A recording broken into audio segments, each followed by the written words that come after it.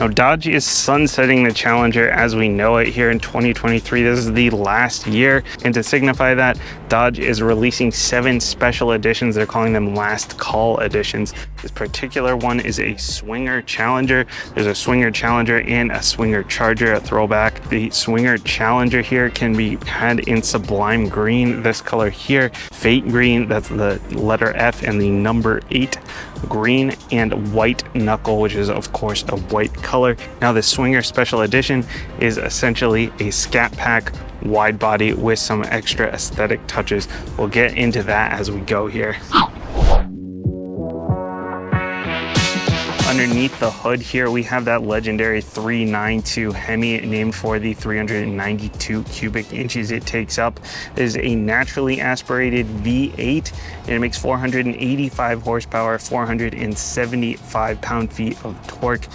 Gets you 0 to 60 in just over 4 seconds. If you can't remember what this thing is called, it's a shaker. It's written right there. Nice big decal.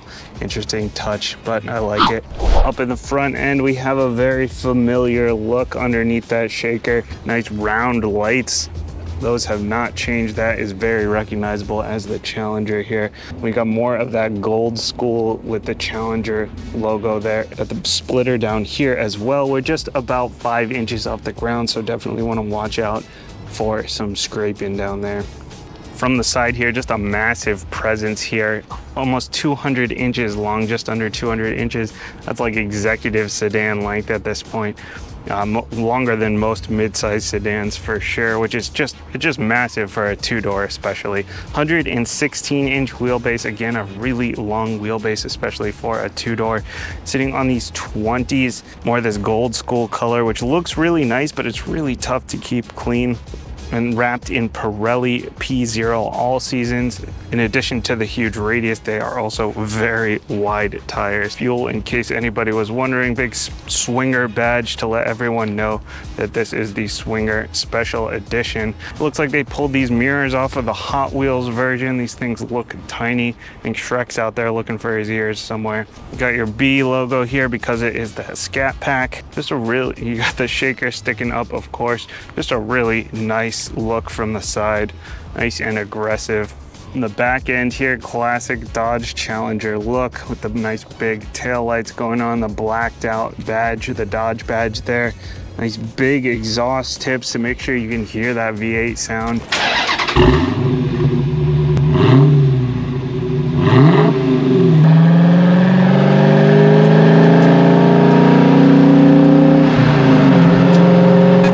Backup cam, that thing is a game changer. The last one I drove was a 2012. No backup cam, one of the scariest things I've ever done. Just back up that car. Nice deck lid spoiler, really sets this thing off nicely. Got a button here, open up into a massive trunk. And you also have a button right there on the key for that massive trunk. Nice simple key. Every time I see one of these on the road, I think, man, that thing kind of looks like a boat. Then I get inside and I'm like, man, this kind of really feels like a boat. And then I start driving it and I'm like, I really like boats. Well, this generation has been around for 15 years now. It started in 2008, so they've really had time to tweak things and get things just right. I really like driving this thing a lot more than I expected. You know, I was in a 2012 Challenger not that long ago, but probably a year ago.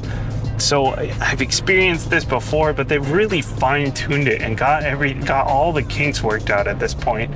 You know, there's something to be said, first of all, about that big old V8. You know, a lot of cars now, they're going to turbochargers and superchargers, and I love that. There's a place for that.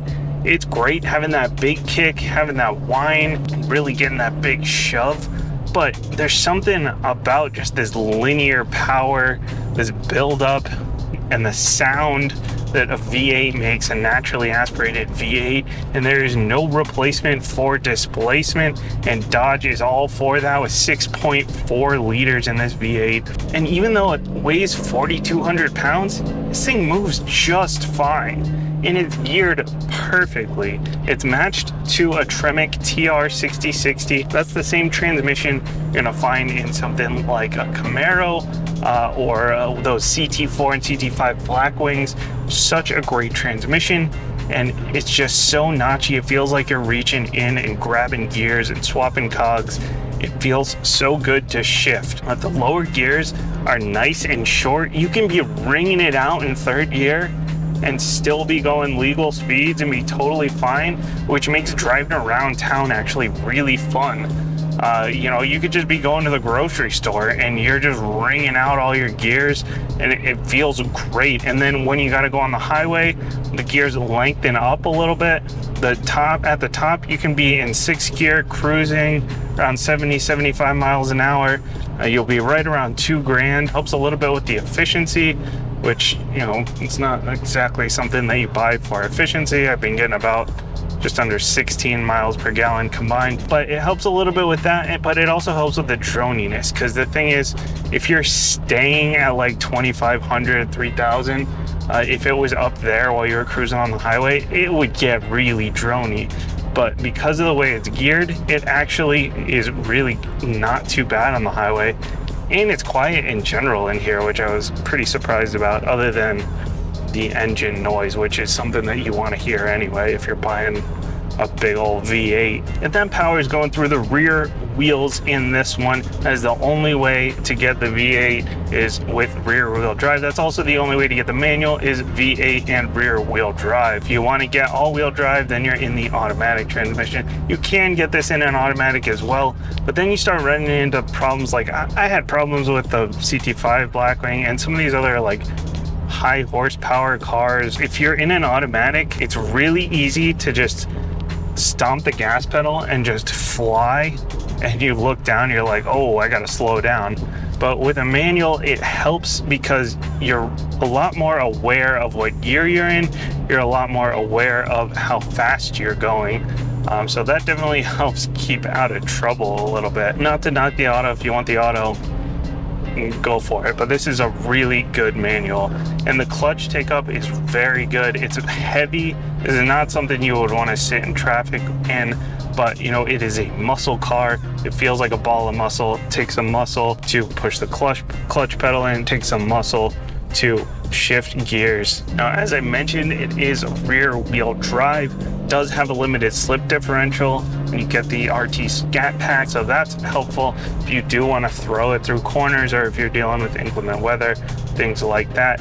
This, when you do want to push it hard through corners, it just grips. It doesn't feel like it's working, which is good and bad. You know, for me, I just wish I could feel it a little bit more in the corner. I just like, I want to work a little bit harder. I want the car to not work so much, and I want to have to work a little bit harder, if you know what I mean. But if you want something that's just confident, just gonna grip and pull you through corners, this thing is great for that, which is really surprising for something so heavy. But it's got that nice long wheelbase, so it's really just good at just keeping composed in those corners, as long as they're not like super tight, because then you've got, you know, a big turning radius that you've got to deal with. The steering's not super communicative, but it is heavy if you want it to be. You do have the different driving modes that you can set up. You've got an auto, you've got a custom, you've got a sport, and you've got a track mode. And so I have the custom mode set up with the steering and track to make it nice and heavy, just because I like that feeling. Got the traction control is off in sport mode. Or in your custom mode, you can decide whether or not you want that off. It's very tight and very precise, especially when you put it in that track mode. Now, it does have some safety features going on here. It does have the blind spot monitoring, which is always good to have, especially in something this big, and the rear cross traffic alert as well. But actually, the visibility and the seating position are pretty good. Like, I'm on the shorter side. I'm only 5'7". I feel like my seating position is really pretty much perfect for this car. I can see out the front great. I can see out the back, the sides. These doors are so long. These windows are so long. I've got a lot of visibility there. You know, even though these mirrors do look a little tiny on this car, they actually are pretty decent in terms of visibility. And it does have the backup camera, but it looks like the backup camera has cataracts. It's just really blurry. Definitely not high definition. And it feels like it's not even standard definition. It's like low definition screen, but it gets the job done. There's no lane keep assist on this thing, so it's not going to shove you back into your lane or anything like that. There's no adaptive cruise, just got regular cruise control. You know, if you're looking for the latest and greatest safety systems, like I said, this is not it. But if you just like to slam through gears, ring it out a little bit, the power delivery is so great. And it sounds wonderful. In terms of revving, there's really not too much, maybe just a smidge if you're really looking for it. Nothing super intrusive at all. The ride quality is a little bit on the rough side though. You know, if you're just cruising on the highway on smooth roads, it's fine. But even in that automatic mode, it's a little bit on the rough side for sure. Inside here, you know, this is a big car. This is one of the few coupes where you get in and there's just tons of space here. You know, I'm only 5'7", but I've still got a lot of space here. If I wanted to wear a helmet for the track, or if I was a lot taller, I'd still be perfectly fine. The bolsters are on the loose side, so if I was a bigger guy, you know, I would be okay there too. This has the Alcantara and leather. Got heated and ventilated seats in this one. Did not expect those ventilated seats, but they've been great in this hot Connecticut summer. Power adjustable here with lumbar support. The passenger seat is manual, but the driver's seat is power adjustable. I'm going to start this thing up because it is a little warm. You have to hold the push button in order to start it. I looked like an idiot the first couple times I tried to start it, and I kept getting accessory mode. Nice giant steering wheel. It looks like they pulled this out of one of their trucks. Simple, just simple buttons here, big buttons for your voice recognition, for your cruise control, not adaptive cruise, just standard cruise, and for adjusting your infotainment here. Nice, simple, easy, big old steering wheel. A leather all around with the green stitching. That green stitching is part of that swinger package because this is that special edition. Really, you know, nice touch points. This like wood trim here, this gray wood trim. Everything looks pretty nice. There's no gloss black anywhere.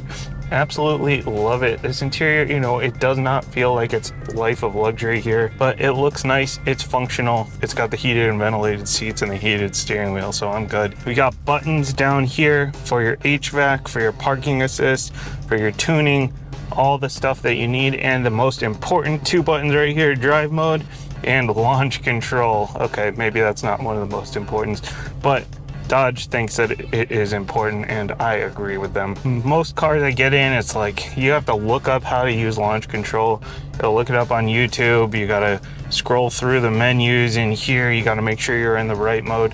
Here, there's a button. Just push the button, hold it down. There also is a screen off button, which is really a nice touch here. You don't have to scroll through your menu, try to figure out how to turn it off. If you want to drive at night and you like it just dark, just hit that screen off button. That's a nice touch as well. I really like the way that they did this with those buttons. Infotainment is simple. You know, it is a little bit dated, slightly laggy, but it's got all your basic information in here, and you know, it works totally fine. Your heated and ventilated seats are in there.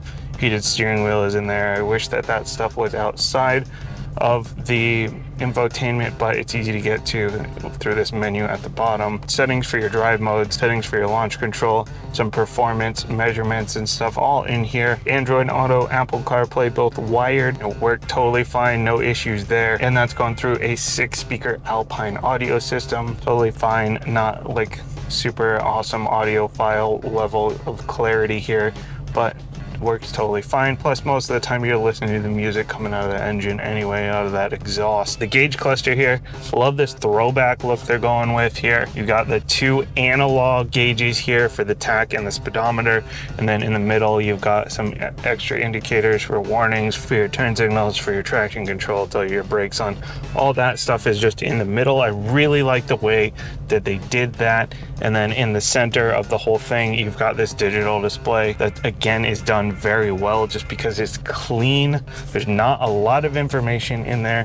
You can cycle through a couple different options here for your vehicle mode, your G-force, see your current fuel economy, but who wants to see yourself just burning money through the gas tank? I like that they kept it simple, just one big piece of information in the middle. You got your fuel and your temperature on the side, and then you got the two big analog gauges. Just really love the way they did that. Well, we've got cup holders here, The front one is actually more out of the way than the back one. Can't really put anything back here if you want to still be able to shift. And then in the back, they've got their own vents back there as well.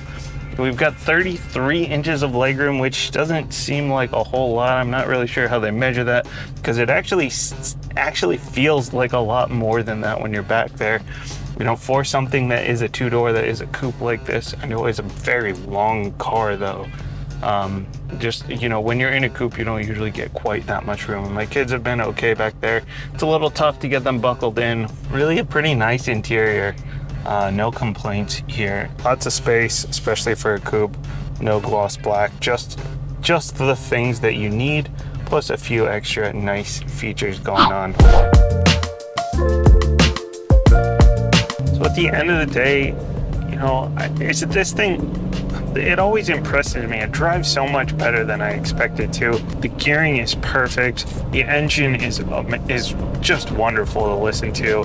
And the way it delivers power is just a really fun car to drive around town, even getting groceries, doing that daycare drop off.